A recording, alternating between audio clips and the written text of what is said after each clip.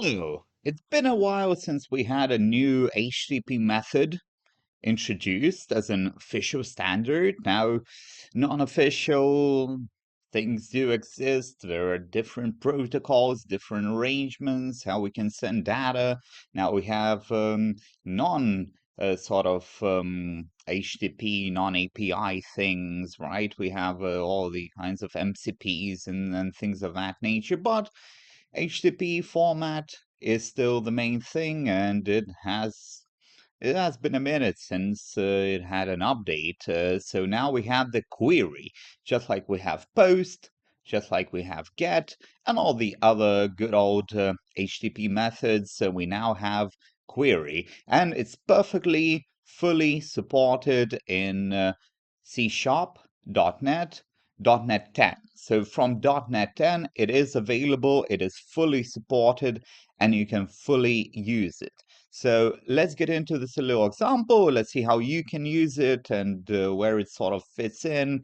Here we just have a very sort of lean example. There's no databases, nothing like that. But as queries go, you can probably imagine you have some kind of a table, some kind of a directory, perhaps of things in your columns, perhaps a few tables connected, perhaps a view. In this case, we just have a simple sort of traditional products example. And we have also minimal APIs. Now, we do have minimal APIs example here, and we'll look at the client a little later in the video. But you can also use it with controllers. So it comes from HTTP methods in the minimal APIs, and you can watch some other videos on the channel. We cover minimal APIs in sort of a detail of security and validation, all those things. But also you can use it with controllers, and that's perfectly fine. And that's sort of debate these days, really, where should you use minimal APIs, should not use them, but just to kind of keep it more simple and directly towards actual method. We'll do this example in minimal API. So we map methods, and as you can see from HTTP methods, we have the query right here.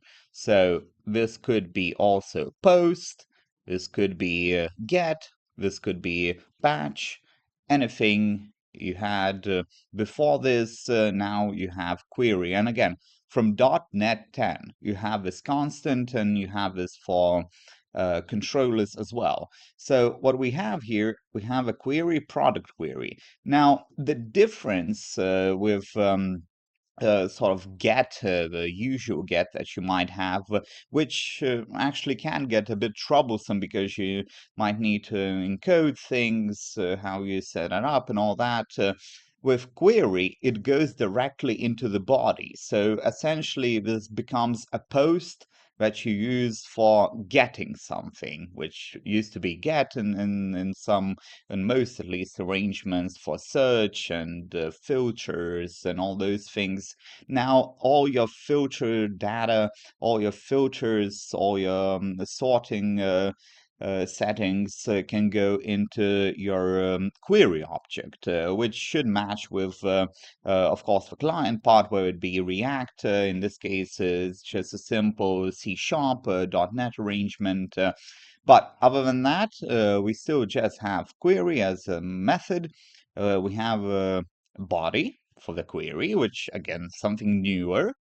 And then now we have a little filter for the product. So we take from a query, and at this point, it's just simple link, and you might have this as a EF core, right? So directly, or maybe not. Again, watch the videos on the minimal APIs. It's quite interesting how you can arrange this and how you can move this to other files and things like that, and how you can validate the whole thing. And in fact, you can with minimal APIs now, we can sort of do direct validation on this query thing as well, because it comes from body, right? So it's just a different method. There's no real difference from post at this point.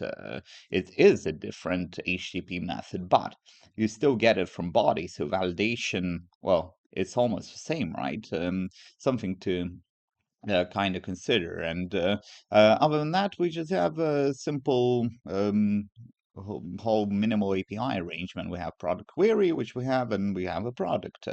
So now let's get into the client side, which is really almost the same. We have HTTP client, and this is a simple, basic .NET one, which really these days you should be using. Now, there are libraries for these things, but realistically, with a bit of help with AI, especially these days, you can certainly write up your own wrappers with that customization that you need, and you don't have a sort of double wrapping arrangement anymore, because libraries, they do maybe have a few additional options. They may look a bit prettier than just a simple raw HTTP client shared everywhere and all that. But the customization isn't always there. Now, of course, if you prefer, if you already have the code, there's certainly no reason to go there and change everything. But it works quite fine, the HTTP client these days, especially from .NET 10 and .NET 8 onwards, really. So we have HTTP client, and then we have a product query. And this is, again, just the body of the request. Nothing new here. Nothing strange, nothing different. JSON body of the request is the product query. That is a class, because we're using C# on both sort of front end and back end as such. Obviously, in different languages, you may use React front end and all that, but it would still work as long as all those front ends, shall we say, client frameworks support the query method. And that's where it can get a bit weird if you're using all the front end and .NET 10. Maybe something won't support this exactly, but if you're starting from .NET 10, if you're starting a new project, probably a good idea to you start using this, because it is official ISO standard now in the whole HTTP structure. For years we waited for something new, or maybe we didn't wait for something new, but it did arrive now, and we should use it. It's quite a useful thing. But again, HTTP request message, so that's what we put in the body, query, and products is a whole query, the actual query string as such. And then the content, we use JSON content create, but really it's just JSON body, right? So however you do it, it doesn't matter. But again, the only thing that changes is that method. And if you have queries, if you have searches in your platforms, if you're building a new one, especially, well, it's a great time to adjust and use it, because other than that, we just send a sync, and it sort of gives you a little differentiation here, and a bit of a more sort of diverse, perhaps, thing between the actual search for products in this case, and then, say, search for very simple things, settings, right? You get all the settings, right? So you get all the settings, but you don't search for all the settings, you just get all of them. So that's where the get would work. And if you need to find all the products, all the purchases, all the orders, well, that's where the query comes in. And with that said, we will conclude this video.